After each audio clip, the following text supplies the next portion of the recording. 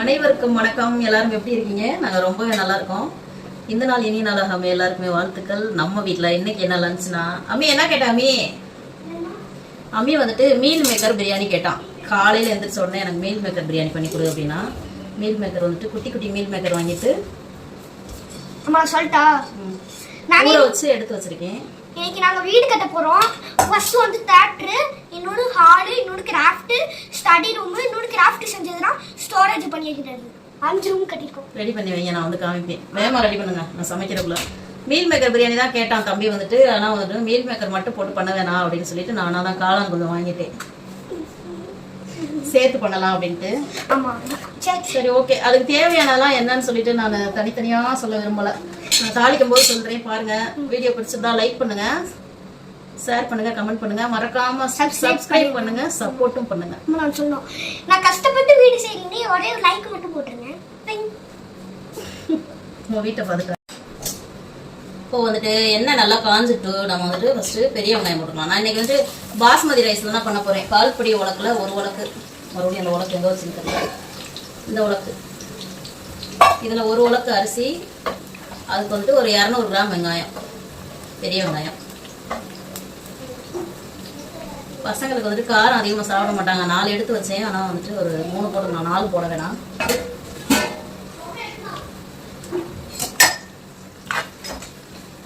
வெங்காயம் வந்துட்டு நல்லா செவந்து வரட்டும். ஃபுல்லாக செவக்கிற வரையும் காமிச்சோம்னா வீடியோவில் எனக்கு ஏறும். அதனால் வந்துட்டு செவந்து வரட்டும். அது வரையும் வந்துட்டு ரெடி பண்ணிட்டீங்களா? வீட்டை காமிக்கவா? ரெடி பண்ணலையா? அம்மியோட ஃப்ரெண்ட்ஸ்லாம் வந்துட்டு நம்ம வீட்டில் ஹாலில் வந்துட்டு வீடு கட்டிட்டு இருக்காங்க. நான் ரெடி பண்ணலையாமா. வெங்காயம் வதங்கட்டும், நான் வந்துட்டு திரும்ப வர்றேன். அதுக்கப்புறம் வீட்டை காமிக்கிறேன். சவுண்டு விட்டுக்கிட்டே இருக்காதீர்கள். வெங்காயம் நல்லா வதங்கிடுச்சு. நான் இன்னொன்று சொல்ல மறந்துட்டேன். ரைஸ் பிரான் ஆயில் வந்துட்டு 75 ml நான் ஊற்றிருக்கேன் இந்த பிரியாணிக்கு. நெய் வந்துட்டு கடைசியாக கொஞ்சமாக ஊற்றிக்கலாம் அப்படின்னு சொல்லிட்டு விட்டாச்சு. ஓகே, வெங்காயம் நல்லா வதங்கிடுச்சு. வெங்காயம் 200 கிராம், தக்காளி 200 கிராம், கரெக்டாக ரெண்டுமே சேம். பாஸ்மதி ரைஸ்னால தான், பாஸ்மதி ரைஸ்னால் இந்த மாதிரி செய்கிறது. சீரக சம்பானா வேறு மாடலில் செய்யணும். சீரக சம்பாவுக்கு வந்துட்டு தக்காளியே போடக்கூடாது. ஒரே 1 கிலோவுக்கு 1 தக்காளி இருந்தால் கூட போதும். நான் இப்போ வந்து சொல்கிற வந்து உங்களுக்கு பாஸ்மதி ரைஸ் தான் சொல்லிக்கிட்டு இருக்கேன். பாஸ்மதி ரைஸ் வந்து 1 கிலோவுக்கு 400 கிராம் பெரிய வெங்காயம், 400 கிராம் தக்காளி போட்டால் நல்லாயிருக்கும். நான் வந்துட்டு அதில் பாதி போடுறேன், 200 போடுறேன். தக்காளி நல்லா வதங்கட்டும், கொஞ்சம் உப்பு போட்டுக்கலாம் வதங்கிட்டு.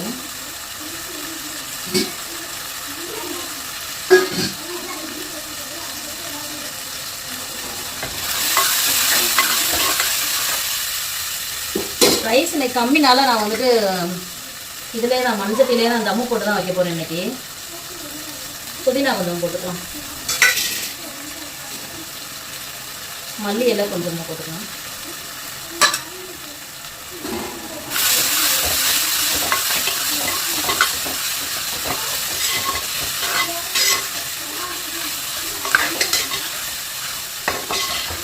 நம்ம வீட்டை கட்டிட்டு ரெடியாக உட்காந்துருக்காங்க. எப்படா வந்து காமிப்பே அப்படின்னு. ரெடியா? ரெடி பண்ணுங்க. வந்துடுவேன்.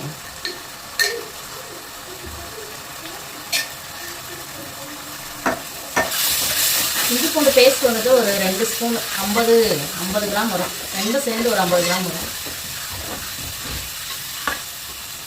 அது கூடவே பட்டை ஏலக்காய் பாஸ்மதி ரைஸுக்கு முழுசாகவும் போடலாம், அப்படி இல்லைன்னா பவுட்ரு பண்ணி போடலாம். 2 எப்படி வேணாலும் போடலாம். ஆனால் சீரக சம்பாவுக்கு கண்டிப்பாக பவுட்ரு பண்ணி தான் போடணும். நான் இன்றைக்கி வந்து முழுசாக போடல, பட்டை ஏலக்காய் பவுட்ரு தான் போடுறேன். சின்ன ஸ்பூனில் 1 ஸ்பூனு.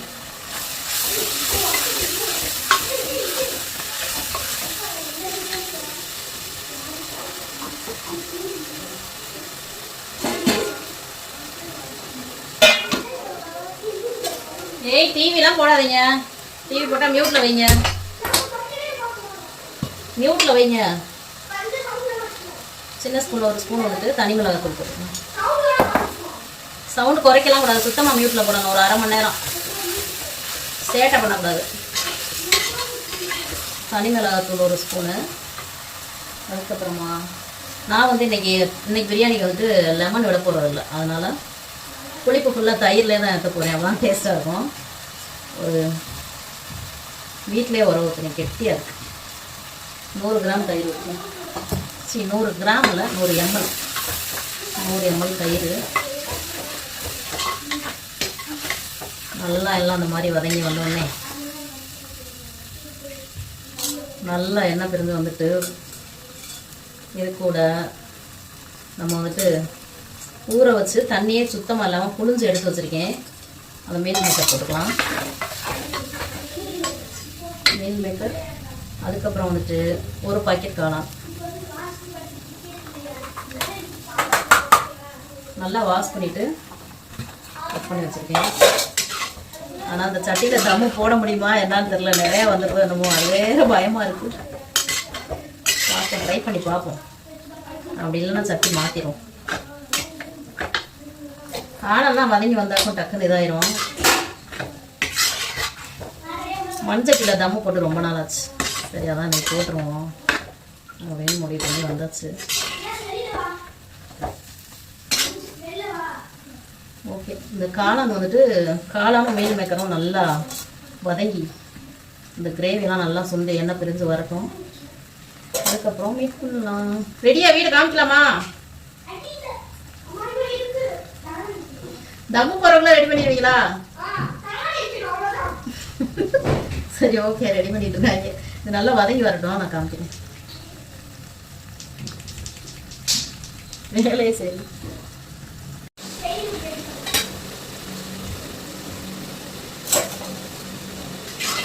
இந்த கிரேவி வந்து நல்லா தண்ணி வைக்கிடுச்சு. காளானுக்கு நல்லா தண்ணி விட்டுருந்துச்சு. அப்படியே விட்டுட்டேன். சுண்டி எப்படி வந்துச்சு பாருங்க, எண்ணெய் பிரிஞ்சு. கிரேவி ஃபுல்லாக சுண்டி இப்படி வந்துடணும்.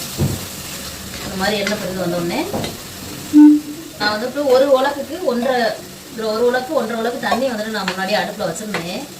சூடு பண்ணி, ஏன்னா சூடாக ஊற்றினா டக்குனே தண்ணி கொதிச்சிடும். அதுக்கப்புறமா டக்குன்னு அரிசி போட்டு டக்குனே தம் போட்டுடலாம். அதனால வந்துட்டு தண்ணி ஏற்கனவே கொதிக்க வச்சுருந்தேன். அதை ஊற்றிட்டோம். தண்ணி வந்துட்டு 1க்கு 1.5 போட்டோடனே கொதிச்சிருச்சு பார்த்தீங்களா, லேட்டே ஆகாமல். அதனால தான் அந்த சைடு சுடு தண்ணி வச்சுக்கணும்.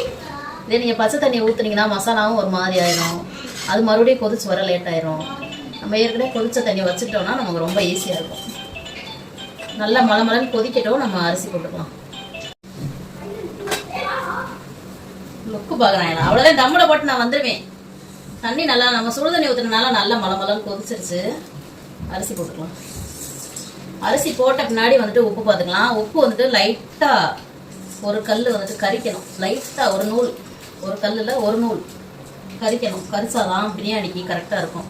கரெக்டான அளவு போட்டோம்னா வந்துட்டு பிரியாணி ரெடியாகி வரும்போது நமக்கு உப்பு பத்தாத மாதிரி இருக்கும். ஏய், லைட்டாக போட்டு விட்டீங்களா இல்லையா? போட்டு விடுங்க.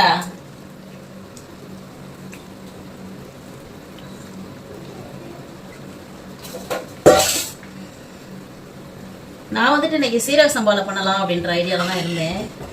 அமீனா வந்துட்டு பிளானை மாற்றி விட்டான். எனக்கு வந்துட்டு பாஸ்மதி ரைஸில் தான் வேணும் அப்படின்ட்டான். அதனால சரி. ஏன் இப்படி பண்ணுறீங்க? கதவை டம்மு டம்முன்னு அடிக்காதீங்க, சவுண்டு கேட்குது ஓவரா. பாஸ்மதி ரைஸை வந்துட்டு இப்படி குறுக்காலை மறுகாலை கிளறக்கூடாது. 20 நிமிஷம் நான் ஊற வச்சுருந்தேன். உப்பு சரியா இருக்கான்னு பார்த்துடலாம். ஓகேவா? இன்னும் நம்ம நெய்யை ஊற்றவே இல்லை. நெய் ஃப்ளேவர் பிடிக்காது அப்படின்றவங்க தேவையில்லை. பிரியாணி கண்டிப்பாக ஊற்றியே ஆகணும் அப்படின்னு அவசியம்லாம் கிடையாது. ஊற்ற தேவையில்லை. நம்ம கடைசியாக ஒரே ஒரு ஸ்பூன் மட்டும் ஊற்றிக்கலாம் அப்படின்ற ஊற்றல.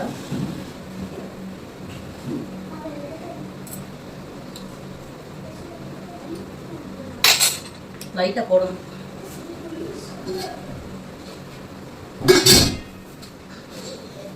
கொஞ்சம் ஒரு நூல் பத்தலை. அது என்னம்மா ஒரு நூல் பத்தலை அப்படின்னு கேட்காதீங்க. நான் சொன்னல லைட்டாக கறிக்கிற அளவு வரணும் அப்படின்னு சொல்லிட்டு, அந்த மாதிரி இல்லை, கரெக்டாக இருந்துச்சு. கொஞ்சம் போட்டேன். நானே ஸ்டார்டிங்லலாம் பிரியாணி செய்யும்போது கரெக்டாக உப்பு போட்டுருவேன். கடைசியில் பிரியாணி இறக்கும் போது பத்தாம இருக்கும், அரை உப்பு இருக்க மாதிரி இருக்கும். அதனால தான் நான் உங்களுக்கு சொல்கிறேன், ஒரு நூல் கறிக்கிற மாதிரி போட்டால் தான் நல்லாயிருக்கும். சரி, ஓகே. இது வந்துட்டு தண்ணியும் அரிசியும் வந்துட்டு நல்லா பின்னி வரட்டும். நம்ம தம்மு போட்டுட்டு பசங்க பண்ணி வச்சிருக்க வீட்டை போய் பார்த்துருவோம்.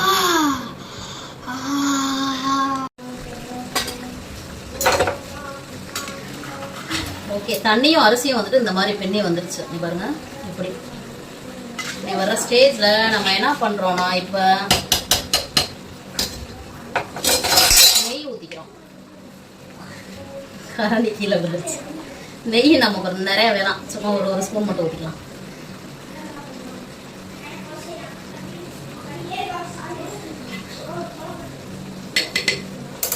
ஒரு ஸ்பூன் மட்டும் ஊற்றிட்டு தம் சிம்பிள் வச்சுட்டு நல்லா மூடிட்டு நேராக வச்சு மூடிட்டு வெயிட் போட்டுக்கலாம். மூடி செட் ஆகவில்லை.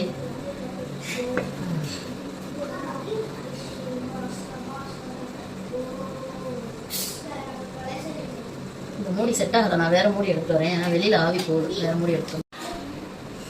ஓகே, அதை மூடி செட் ஆகலை, அதனால நான் எடுத்துட்டேன். இதை வச்சுட்டு சிம்மில் வச்சுட்டேன். சிம்மில் வச்சுட்டு ஒரு கரெக்டாக ஒரு 10 நிமிஷம் கழிச்சு பார்த்துட்டு அதுக்கப்புறமா இந்த ஒரு 10 நிமிஷம் 15 அல்லது 20 நிமிஷம் இருந்தாக்கும் நம்ம பிரியாணி சூப்பரான ஸ்டைலில் ரெடி ஆயிரும். அதுக்குள்ளே வந்துட்டு முட்டை வேக வச்சிருக்கேன், உரிச்சிட்டு வந்துடுறேன். அதுக்குள்ளே தயிர் வெங்காயம் ரெடி பண்ணணும். 4 பேர் விளாண்டுக்கிட்டு இருக்காங்க, 4 பேருக்கு கொடுக்கணும். இன்னும் ரெடி பண்ணிட்டீங்களா? வரவா? சரி, ஓகே. வீடு கட்டிட்டாங்களாமா, நான் அதை உங்களுக்கு காமிக்கிறேன். வீடு கட்டிட்டீங்களா? கூப்பிடுங்க. வெல்கம் டு ஹவுஸ்னு, வெல்கம் டு மை ஹவுஸ் அதெல்லாம் கூப்பிட மாட்டீங்க. வீட்டுக்கு வந்தவங்கள வாங்கன்னு கேட்க மாட்டீங்க. என்ன பழக்கம், நம்மளோட பாரம்பரியத்தையே கடைபிடிக்க மாட்டீங்களா? இது என்னது? இது பெட்ரூம் மாமா. உள்ள தலகாணி பாய் எல்லாம் போட்டு பெட்ரூம் செட் பண்ணி வச்சிருக்காங்க. அடுத்து எது தேட்டரு? இது தேட்டரு. இது வந்து சீட்டா, படுத்து பார்த்துக்கலாம். இதுக்கு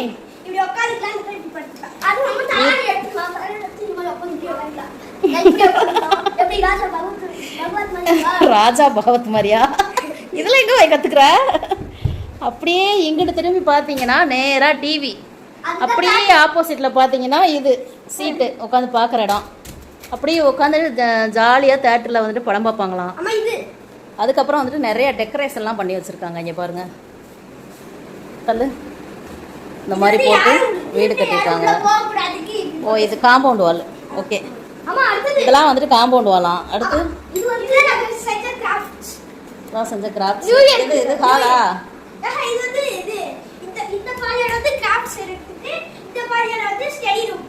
எது? ஓ, இது ஸ்டடி ரூமா? ஓகே ஓகே, அது ஸ்டடி ரூம்.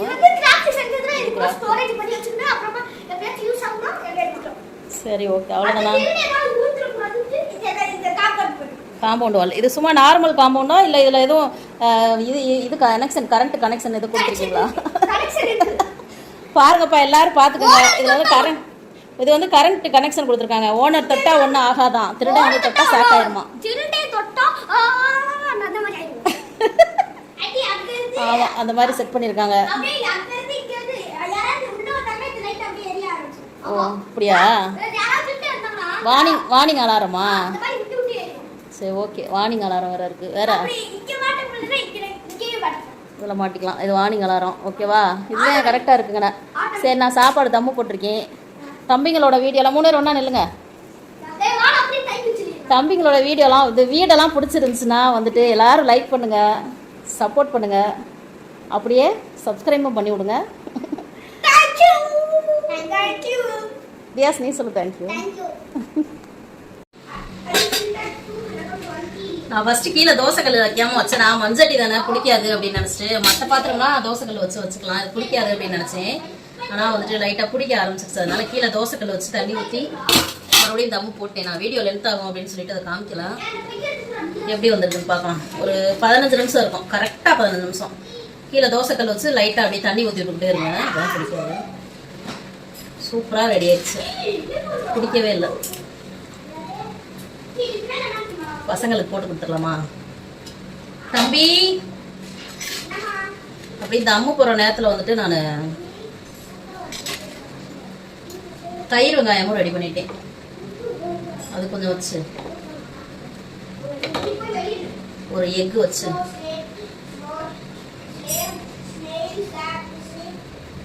எல்லாத்துக்கும் கொடுத்துக்கலாம். அம்மி, அடுப்பு ஆஃப் பண்ண மறந்துட்டு பாருங்க. அந்த இதில் அடுப்பு ஆஃப் பண்ணிக்கலாம். ஃபஸ்ட்டு வாங்க, சாப்பாடு ரெடி ஆயிடுச்சு. சாப்பாடு ரெடி ஆயிடுச்சு, வாங்க. கார்த்தி வா. கார்த்தி, தியாஸ் வா, எல்லாரும் வந்து வாங்கிட்டு போங்க ஒண்ணா. வாங்க டக்குன்னு. ஏற்கனவே வீடியோ 20 நிமிஷம் போயிடுச்சு. இவ்வளவு பொறுமையா பார்க்க மாட்டாங்க நம்ம முகரப்படையெல்லாம். வர்றாங்களான்னு பாருங்க. வராங்களான்னு பாருங்க, வந்துட்டு தானே இருக்காங்க.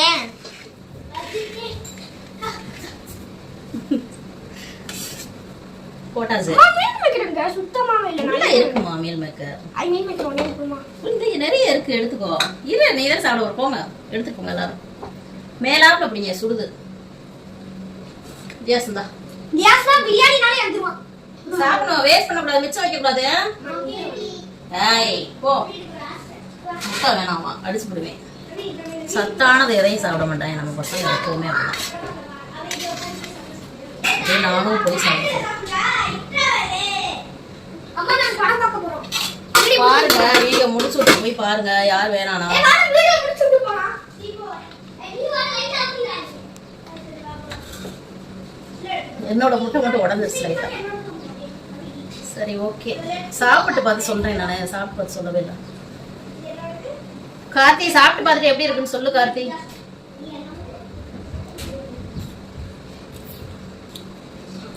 வேற லெவல் டேஸ்ட், என்னோட சூப்பரா டேஸ்ட். இருக்கு. இந்தா நீ மீன் மேக்கர் மட்டும் கொடு, நான் போய் கார்த்தி நீ சாப்பிட்டு சொல்லு. வாங்கா தியாஸ், நானு தியாஸ் நீ சாப்பிட்டு பார்த்து சொல்லு. செம்ம அல்டிமேட். என்னோட டேஸ்ட் இங்கிட்டு சொல்லுங்க. தியாஸ் சொல்லு, எப்படி இருந்துச்சு? சூப்பரா இருந்துச்சா கார்த்தி? செம்மையா இருந்துச்சு, அல்டிமேட்.